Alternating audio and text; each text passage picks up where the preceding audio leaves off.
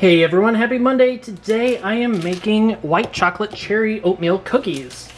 So we start with 2 sticks of butter, or 4 half sticks if you made the mistake of buying half sticks like I did. And we add half cup of white sugar and a cup and a quarter of brown sugar. And now we will just cream those together in our mixer.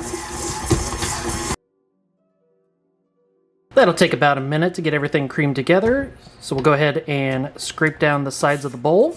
Now we'll add 2 eggs, 2 teaspoons of vanilla extract, or vanilla bean paste in this case, and 2 tablespoons of milk.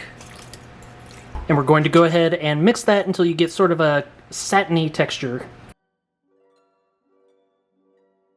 That doesn't look too bad. Now we add a cup and a half of all-purpose flour and a half teaspoon of salt. And now we'll just mix that until it sort of comes together. Okay, don't want to overmix here, because now we add a cup and a half of white chips and 2/3 of a cup of dried cherries and a cup and a half of oats that get all over the counter. And we'll just mix that until everything comes together into a nice dough. Clean off the beater, and oh no, there's some on here that I couldn't get off. And we'll kick the bowl out of our mixer. Now you could bake these right away, but what I like to do, since I'm making up a lot of stuff ahead of time, is to get a scoop and just scoop out, go ahead and portion out those cookies onto a parchment lined baking sheet. And what we'll do is go ahead and chuck these in the freezer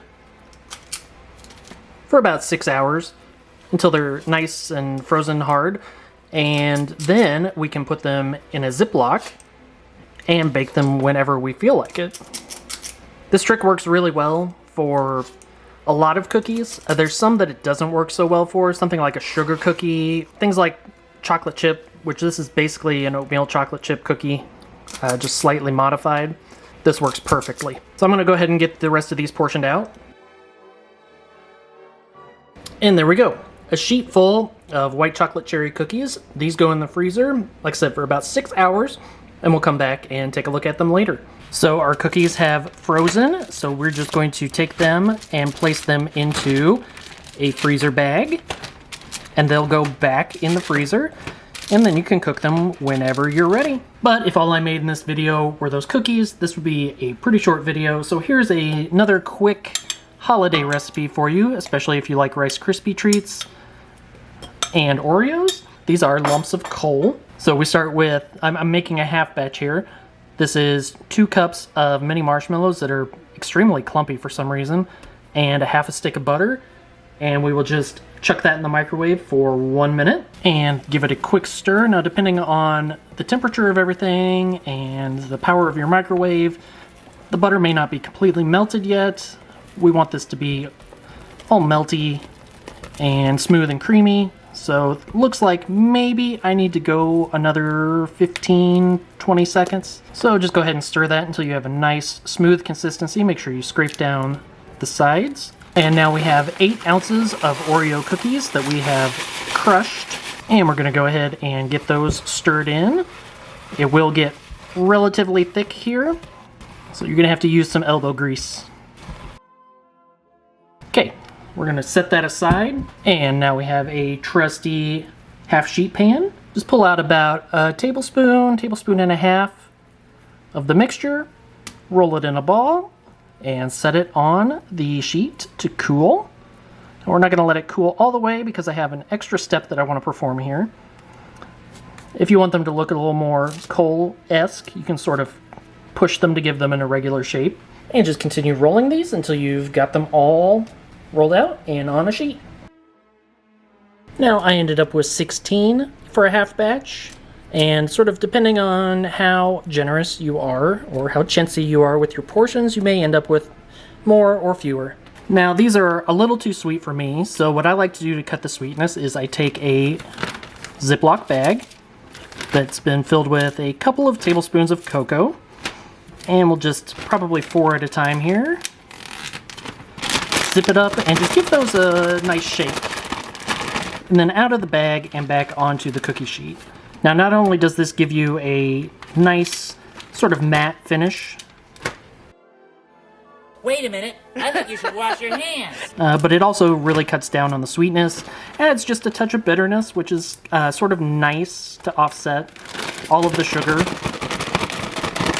from the Oreos and the marshmallows. And if you like them sweet, feel free to leave them uncoated.